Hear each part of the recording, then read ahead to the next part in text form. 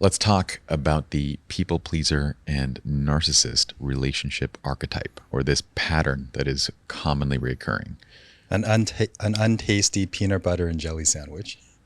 I like that. Yeah, thanks, man. I like that. That's Just like came a to me right now. scientific take on the whole situation. An untasty peanut butter and jelly. What would that be in real life? I don't know, something sour and Seafood and jelly. seafood and yeah, that would be pretty nasty. Oh, Yeah, that's gross. let's let that sink in. But it looks good. It looks good at first sight, you know. Yeah, Anyway, Okay. You know what? Let's get into this. All right, let's do it. All right. Welcome to 12 Big Relationships. My name is Pye. I'm Dr. Glen. This is your place for better relationships in weeks, not years. And what we mean by that is, well, better relationships starting with the self and working on outward. And today we're talking about this very common relationship pattern, the people pleaser, and how they often end up with narcissists. They're sort of attracted to one another. And this isn't a case of opposites attract. This isn't cosmic fate. It's not any of those things that we typically use to describe this. What we're really talking about is trauma bonding. Yeah, and they go hand in hand because it plays out for the narcissist. They get to be, it's all about them. Mm-hmm. And then the person that they're with, the people pleaser, makes it all about them. And then on the people pleaser side, it's all about the other person because they have no independence. And so this trauma bond brings them together to play out their wounds. Yeah. And this can happen as much in a romantic context as it does in a friendship context.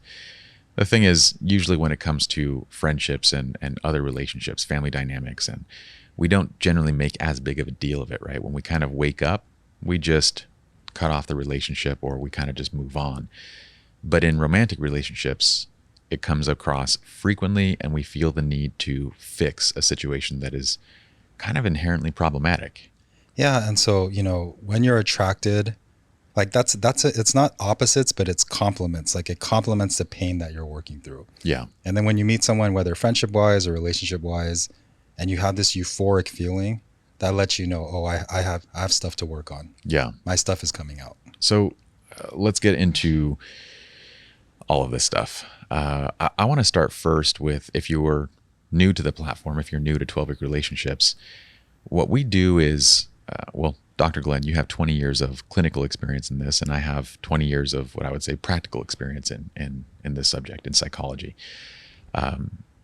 What we really do is bridge the gap between academic research and science and practical application. And this is the beauty of it, is people often wonder, and we're going to address kind of all these different things that the questions that kind of pop up, but I'm often getting called Dr. Pye. And I'm like, no, it's not Dr. Pye, it's Dr. Glen. No, you are. And Pye. It is Dr. Pye now. I am not a doctor. You are a doctor of CVFT. Well, I would say that in our partnership, our roles are, mine is very much a research and development role. I'm the person that kind of looks for patterns, looks for frameworks, and uses basically a scientific method of testing across like case studies and different things to pull out patterns of psychological behavior and to put those into practical frameworks and models. And then you take those models and you apply 20 years of your clinical experience and background in psychology to actually create a therapeutic framework out of it. Yeah, I mean, you're the founder of this model. Like, let's be clear about that. But I'm not a doctor. Not yet. Hey, man. One day, maybe with your college, you're there. You're on the seat. You're maybe you guys can bestow an honorary doctorate. No, but I mean, ultimately, if you're the founder of something, then you are the doctor of something in my book. Well, I appreciate that. Yeah. And I do have a lot of faith in the approach and kind of the frameworks that I develop. But truthfully, a framework is just a framework until somebody applies a therapeutic model around it. And what do you do from session to session? It's kind of like what I wrote was a roadmap, and what you created was the guide on how to use that roadmap to get from point A to point B. So this is what we do. We take academic research and a lot of this isn't even our work, right? I mean, we're building off the shoulders and backs of people that have done a lot of incredible work in the field of psychology. Yeah, I mean, we're blending work that's practical and then at the same time, like, is real. Yes. So for example, like a lot of therapy models that are present focused, it's, once again, we talk about the medical model, but it's this very contained approach. Mm-hmm. Not too much, not too little. Change your thoughts, change your feelings, but don't really change your life too much. Yeah, mitigate the symptoms, but not necessarily addressing underlying issues. It's just kind of stay in this middle zone of life. And then we've kind of broken from that, and we're saying, look, like, if you have things that are going on in your life that are bigger than this box that you're in, and you can't live in this box, then that's where we have to go. And we have to look at who you are as a person, look at the foundation of who you are, and start making decisions. And if it requires big decisions, then that's what you need to do. Yeah. And to get there, we use, again, there's a lot of people that we look up to. I mean, the Gottmans have done great research.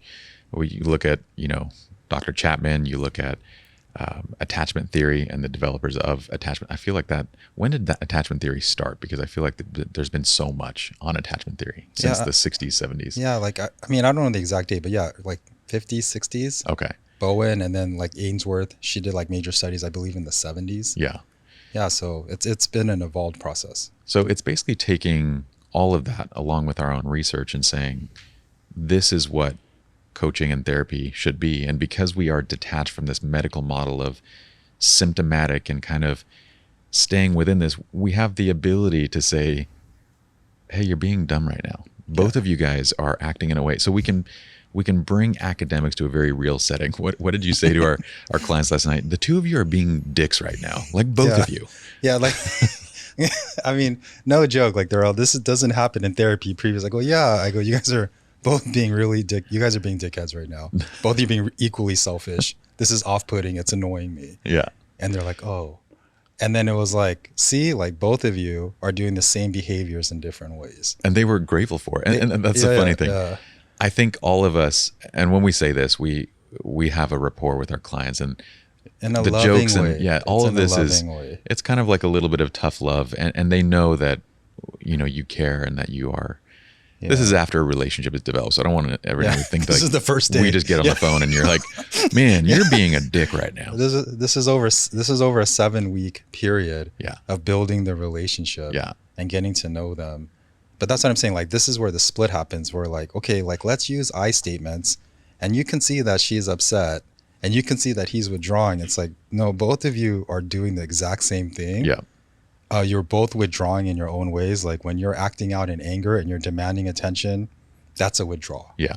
When you're telling her like, I don't want to talk to you, that's a withdrawal. It's equally selfish. And that's the beauty of what we're doing, is that while it's all scientifically driven, we get to apply it in a very real and a very practical way. In an honest way. Yeah. And I think that's what people are really gravitating towards, that not only is it effective, but it's authentic, it's genuine, and it's real. You can actually do this stuff. It's not just us sitting there and going, this is a cognitive distortion. And the way that you're doing this is like, I don't know. That said, in this process of research, in the process of developing and doing what we do, we come into patterns. And this is one of those. So an archetypal pattern is something that it's not always the case. Nothing is always the case, but it is oftentimes, this is exactly what happens, and it happens on repeat. And one of those is the people pleaser is often attracted to the narcissist. And it completely makes sense why, right? Because if you're a people pleaser, you really don't have a lot of independence. Your worth is based on what other people think about you, right? So if you don't really have independence, who's the person that's going to be the most attracted to you? Yeah. A person that is so self-absorbed, they only care about themselves. Like, it's going to feel refreshing to you. Like, wow, this person is amazing. For sure. Right? Because they reflect in an exaggerated sense who you need to be more like, because you're nothing like that. You're on the opposite end of the spectrum. Well, so let's go into this a bit. Why don't we define out the people pleaser and the narcissist, and let's go into their backgrounds a little bit. What creates the pleasing type of behavior? Because what we're really talking about is basically attachment theory. This goes back to their upbringing and their relationship with their parents and the people that were around them. Yeah, so the technical term is the anxious ambivalent attachment, which basically means that your parents raised you on their terms. Like when they had you, it wasn't like, oh, I want this, I want my kid to be this independent person that becomes their own person. It's like, no, they're here for me. Yeah. They're here to serve me, and they need to follow my rules and follow my directions. And then so the kid, they sacrifice their independence. Like they learn independence is bad, and it's all about just following rules and making sure that mommy and daddy are happy. Yeah. They're And- essentially the children of narcissists to Yeah. some degree. To some degree, right? So it's all about pleasing and appeasing the other person. That's what love means to them, right? That's what they learn. So independence is sacrifice. Independence is a negative.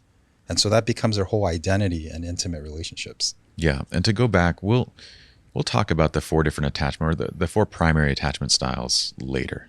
What Dr. Glen mentioned was anxious ambivalence, and let's just call it an anxious attachment, right? Yeah. It's this constant feeling like you're never secure in a Yeah. relationship. Like you're always anxious. You're always wondering, do they like me? Do they love me? Am I Right. making them proud? Am I doing the things that I should be doing to keep this relationship? And you develop that as a child. And it can be a number of cases, right? It could be the father who was never at home and you were always chasing to get their praise and their approval. It could be a father who was completely absent, or a mother who was completely absent. It could be a mother and father who are home, but they're preoccupied with everything else that's going on in their lives and they don't have time for the children.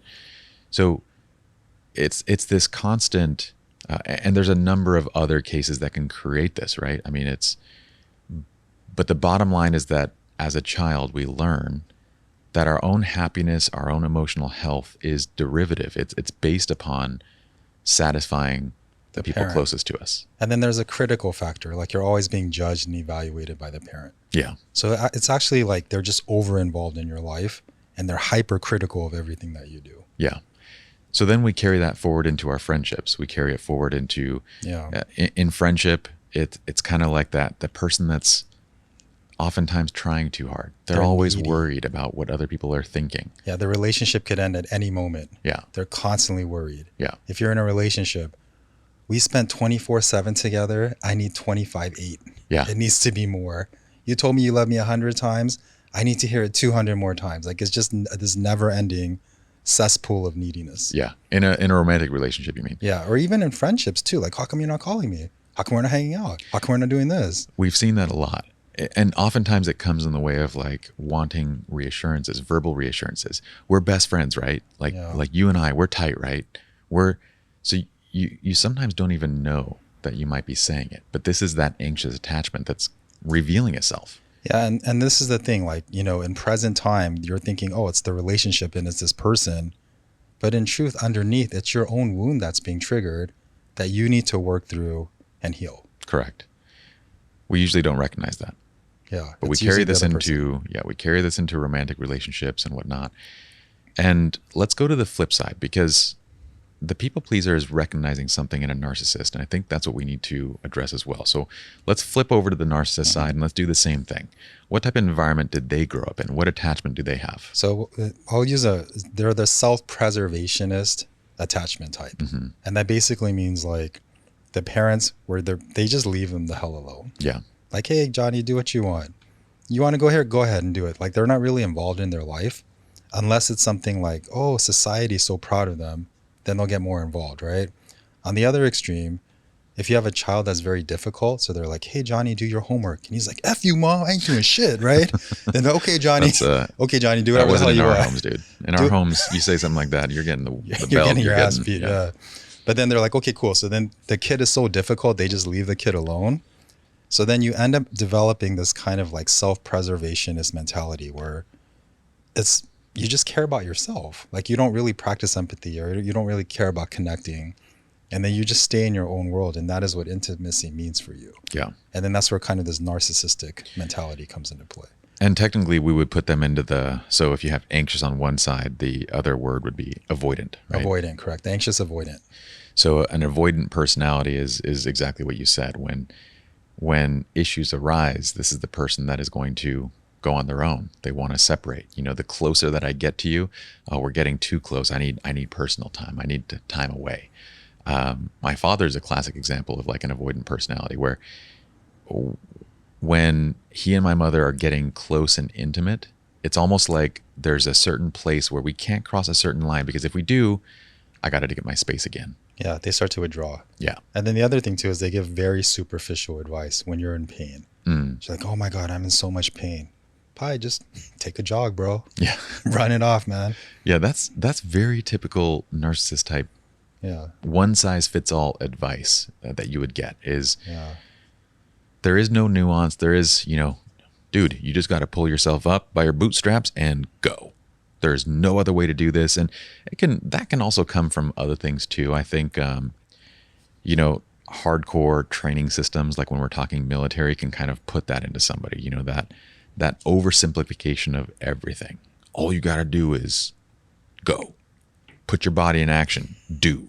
Yeah, exactly. Like it's all activity based. There's no self-awareness. Yeah. And then the key component between these two is narcissists have very low empathy. Yes. Meaning that they don't really care for other people. Their ability to care is not there. Versus on the flip side, people pleasers have excess empathy to an extreme degree. Mm-hmm. And then that's why, like, a lot of times they're always trying to people please at all times. Well, and that's what really makes a narcissist is that one failure. It's that lack of self-awareness, the lack of emotional intelligence to understand what it is that they're doing. Because there is such a thing as healthy narcissism, which you taught me, and we will talk about in a separate episode. Yeah. But a lot of narcissistic behaviors are healthy.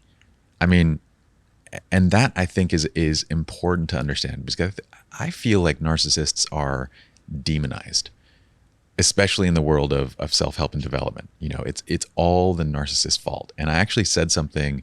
We did a short for the 12-week relationships, TikTok and Instagram. And in the short, I said that what we fail to recognize is that the people pleaser, so we often recognize that the narcissist is using the people pleaser, but what we fail to recognize is that the people pleaser is also using the narcissist. Now, most people understood that, but there was a good number of people, probably 20, 30 people that were like, I don't like the fact that you use the word using. And I go, we're really talking semantics. This isn't semantics. I was abused, and I'm not talking about narcissistic abuse or to any, we're talking about the fundamental archetype, right? We have to recognize that there are behaviors of a narcissist that are extremely healthy, and that those are the things that the people pleaser sees and is attracted to. For example, confidence. The narcissist is very confident. I mean, abundantly so, like too much to the point of arrogance. And grandiosity, for sure. Yeah. But they don't care what other people say and what other people do. And that, again, can be very healthy behavior, to not be affected by others. They generally have a strong sense of confidence, of charisma. These are all really great positive traits. They're oftentimes very successful individuals in business and sports and in different areas. Again, wonderful traits. But there is no tempering with the emotional intelligence, right? But when we say that the people pleaser is using, that's exactly what we mean. There's two things happening. One is there is a level of attraction to the narcissist behavior and that confidence and that swagger, that and not every narcissist has that, but a lot of them do. And the other side of using is that the trauma bond, it feels natural. They can feel at home. Yeah, and I think we have to separate degrees, right? Like the ultimate narcissist is an antisocial who's a criminal that's going to kill people, right? Sure. You go sociopathic. Yeah, sociopathic. And then on the other end is a person that's like extreme guilt, people pleasing to the point of like they're harming their mental health to the point that they're suicide. We're not talking about that extreme, right? No. But just in this kind of pocket of like, trying to have healthy relationships, right? Just in general, there's an opportunity for both sides to heal, right? Correct. So like you were saying, right? So like instead of using, it's more like you're indirectly trying to solve your dependency issues through this person. Yes. And then they are the example, an exaggerated example of the independence that you need to establish for yourself on the people pleaser side. And then on the flip side, the narcissist, to develop better relationships, they're going to have to develop more empathy. Like the people pleasing is an extreme version on the flip side, but developing empathy and connection is something that they have the opportunity to do. Yeah. In short, if we were to simplify this, we would say that they're both using each other, but it's not necessarily in a conscious decision type way on either part. The narcissist very similarly has things that they really like about the empathetic people pleaser, namely the fact that they're empathetic, namely the fact that they care so much. They really appreciate that. Mm-hmm. And so you could say that on the narcissist side, that it would be safe to say that their behavior is more sinister because they use the people pleaser to kind of that nth degree, right? But that's the exact person that will use the people pleaser. This is why they end up together, because the people pleaser has things in the narcissist that they appreciate. First being their confidence, their swagger, their charisma. Second being the fact that the relationship mimics something that they know. It's comfortable. It's known. It could even, we've heard people say that it feels like home. But on the other side, the narcissist is also using the people pleaser because, well, it's obvious. They do what I want. They follow me along. They make me feel good. They give me more confidence. They give me more of everything that I already want and I am. And it's just me. And it's familiar, like you said. It's their attachment at home. Yes. Like they were left alone and do whatever you want, kid. Just do whatever you want, Johnny. Yeah. Yeah. F you. Okay, yeah, Johnny, do whatever the hell you want. So that bond is very familiar and they're playing out their pains. Correct. Yeah.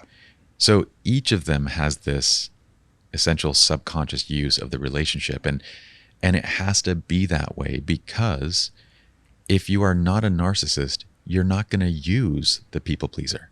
In fact, it might even be a little bit of a turnoff. Like if I'm a healthy individual, I don't want you to overly exert yourself trying to make me happier, to please me. It makes me uncomfortable. Great. And if we do have a relationship, I'm going to say, hey, don't worry so much about this. Don't do that. You'll be healthy. Yeah. I would control your boundary for you. Like I would be setting up your boundary and saying, you know, don't do that. It's fine. So it works this way because it has to. The only person that's going to use the people pleaser is the narcissist. Yeah. So, I mean, like you have to be really honest with yourself. So a lot of times people in that relationship dynamic, the first argument is that what I'm doing is healthy. And so no, like on both sides, it's not healthy, right? So it's understanding that if you were a secure person and you had healthy boundaries and you had good self-esteem about yourself, if you were confronted with a narcissist, I'm cool, man. Yeah. The relationship, like I'm cool, man. Or if you have the people pleaser, like you said, I don't know if this is going to work out. Like you would probably not engage in this relationship. Correct. So if you're in that space, you have to own which one that you are and what you need to work through to get better, to get to a more secure place. Yeah. So let's play this out then. How does this actually look in a typical relationship of any type, friendship, romance, whatever? You tell me if this is on point. So when they first meet, the narcissist appreciates the kindness and the empathy and the kind of the way that the people pleaser makes them feel, right? It's almost like as a people pleaser, you might very openly state, man, dude, I love your clothes and your sense of style. It's incredible. And that makes you feel good. I'm going to spend more time with this person as the narcissist. And then it's, hey, what are you doing this afternoon? I got tickets to this place. You want to come along with? The narcissist like, cool. They start to see all these different benefits of the relationship. From a platonic standpoint, it's the connections, the hookups, the fun factor, the praise, the approval, the confidence. From a romantic standpoint, it's goes even further, right? It includes the intimacy, includes the willingness for one person just to remove all boundaries and be there regardless, no matter what. But that's what they're seeing. And then on the other side, the people pleaser is excited. I mean, this person is so successful and they're intelligent and oh my gosh, they're so confident. I want to be that. And they like me. They like me. Yeah. And that's a euphoric thing. I'm going to chase that. And every now and then they praise something that I'm doing and that makes me feel good. We don't stop to think about why, because that's unusual. It's unusual that you would praise me in some way because I'm doing something for you. Yeah. And you say, oh, it's so cool. Thank you so much for doing that, man. You're such a good friend. And then the narcissists, they're so charming at the beginning, right? They in are. general, right? So it's like, oh, wow, it's intoxicating to be around this person. In every way. In every way. But, you know, the trauma bond that you bring up, like it takes away a lot of the superficialness and you're connected. Like, man, I feel so connected to this person. You're connecting at that trauma wound level. That's why it feels so connected at the beginning. Yeah. And then this is going to continue in the relationship. Yeah. As the people pleaser, let's say that you're not the narcissist because you are. Thanks, man. Yeah, you're kind of a dick. I'm just kidding. But I'm going to be the one that calls you. Glenn, what you doing this afternoon, man? I want to take you to lunch.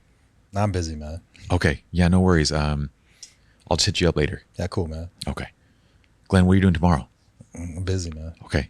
But I got tickets, like front row seats to the Lakers game. Okay, I'll go later. Yeah. You're not cool. that busy. Yeah. And it's going to go forward like this. Yeah. If we're talking romance and then you bring in intimacy in the equation, then it heightens everything. And then I'll be like, Pye, I need you to come over on Monday. I need help with cleaning. Okay, yeah, Monday I got to work late, but But I need you to come. I need you to come, man. yeah, no. I'll make it off work. Dude. I'll make it work. Yeah. And Yeah. come on, narcissists would usually have more tact than that. That could guilt you. If you really care, man, you're gonna do it, man. Work is just work, man. It's just a job, bro. Nah, it'd be like, dude, what are you doing at 8? You're like, I actually got to work late, man. My boss is coming down on me. You go, dude, this is gonna be so much fun. I want you to be there. I want you to come. Like you need to be there, man. They're so wonderfully convincing. Yes. That they're doing this for you, type thing. See, that proves I'm not a narcissist because I couldn't pull it off. I know you can't, Thanks, and man. maybe that proves that I am a narcissist. I'm just kidding. I told Yen, I was like, I do have narcissistic tendencies. I try to temper it with empathy, but again, a different subject somewhere else. So yeah, this continues to a place where essentially resentment starts to build. And of course, that resentment is going to come from the people pleaser. And eventually, there's a breakdown of the relationship. The unfortunate thing is that happens a lot quicker in a friendship standpoint than it does in a romantic standpoint, because in a romantic standpoint, the sex and the fun and the adventure and excitement is heightened so much that can carry the relationship 6 months, 12 months down the road before this resentment starts to surface, right?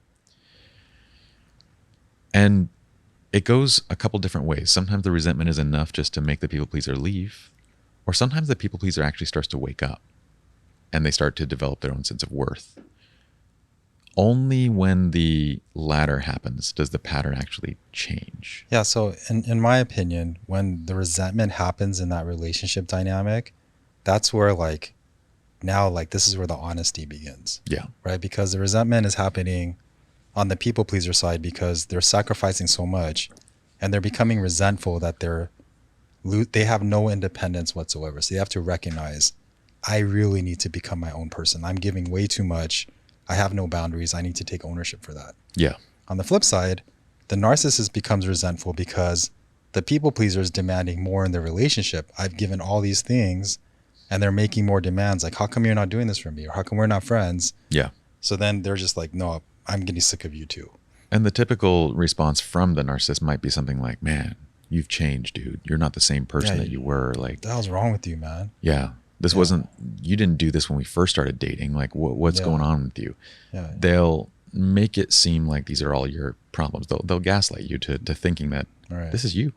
And then they really need to own, like, oh man, I need to be more giving in this relationship. Mm-hmm. I need to identify and try to make this work. But if they don't have that insight, it's not going to happen.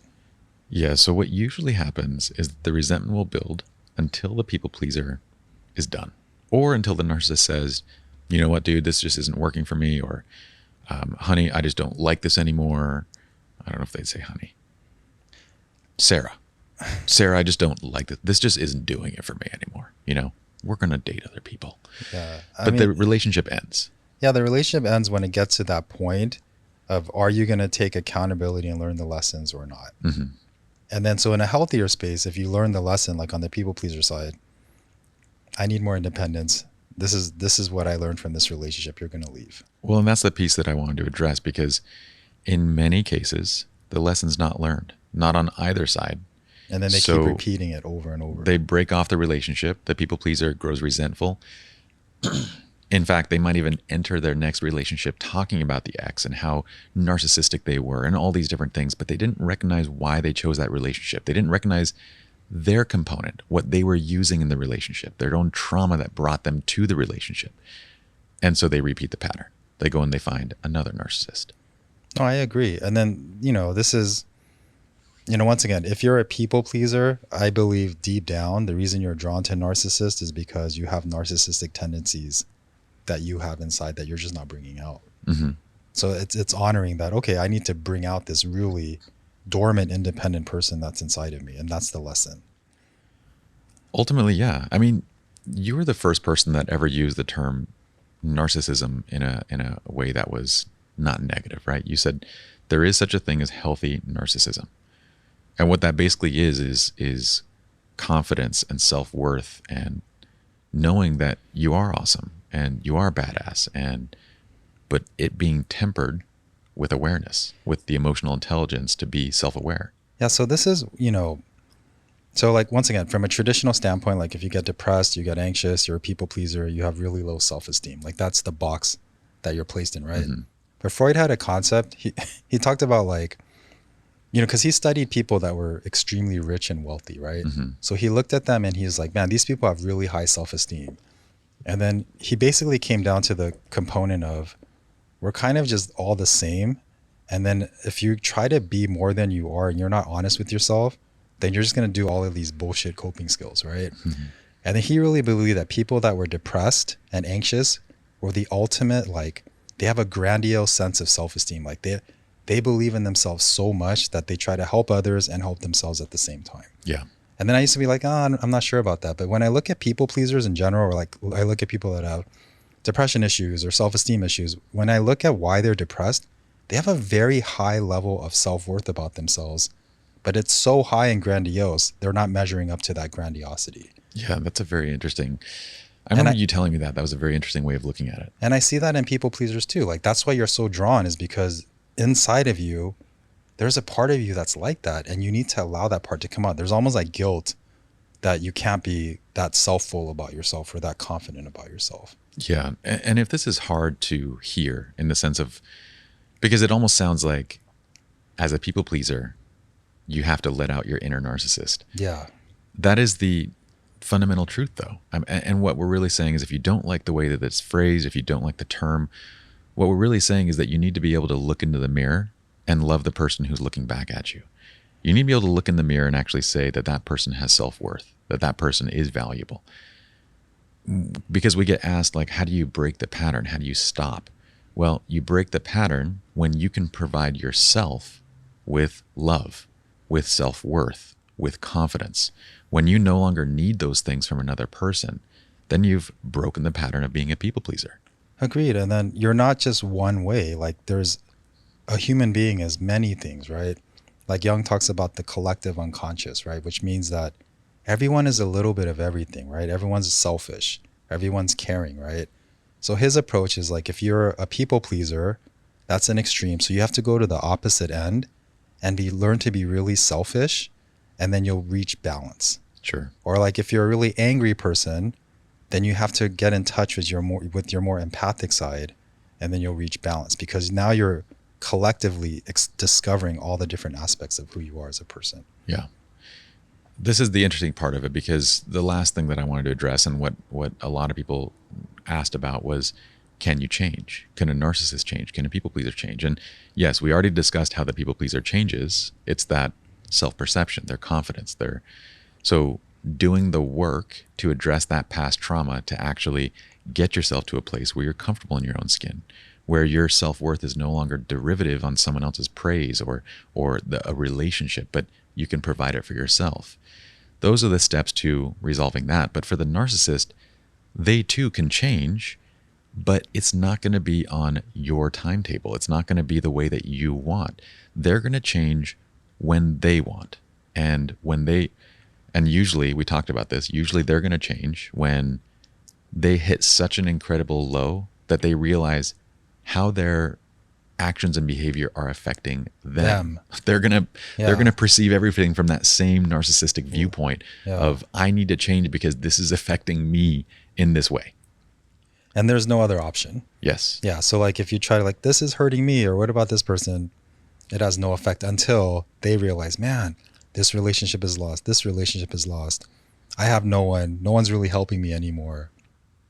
Okay, maybe I need to make a change. Yeah. So if someone's in a relationship, if you're in a relationship with a narcissist, yeah, they can change, but it's not on you to make that change. And in fact, if you try, you're probably going to fail. Yeah. And then if you're on the people pleaser side, learn the lesson and be more narcissistic and independent. and make a decision choice from that space. Yes. Yeah. Gain that. In fact, it's not only learning it, but it's genuinely believing it, genuinely actually having your own sense of worth and your own confidence. And if you don't, addressing the underlying trauma that's making you feel that way, work with somebody, come to us, go to a professional, go somewhere to begin learning how to see yourself from that standpoint. And then the fundamental attraction that you have to narcissist is going to disappear. It'll start dying. And then you'll start really being attracted to healthier relationships. Correct. To the relationships that can add to the person, the life that you've already built for yourself, as opposed to make you feel complete or whole. Agree, because trauma bonds are based on compliments, but so are healthy relationships. They're based on compliments. Yeah. We complement the health and the growth that we desire for each other. But we want to find people that complement our values, not that complement our traumas. We don't want to look for people that make us feel like our traumas were. Do you know what I'm getting at with this? Like, you can think of it's like I want to say that you can think of this trauma as a hole in the ground. We don't want to find relationships that just cover that hole up. What we want to do is we want to cover the hole up on ourselves and start building something. And then we want to look for relationships that can add to what we've built. Yeah, I mean, I think this is where accountability comes into play, right? So if you look at all the relationships and you're like, how come they're not doing this? Or why is this not working? Versus, what's the pattern in all my relationships right now? And then if you see that it's unhealthy and you're people pleasing in all of them, you need to take accountability and be like, all of these relationships, I'm showing no independence. Yeah.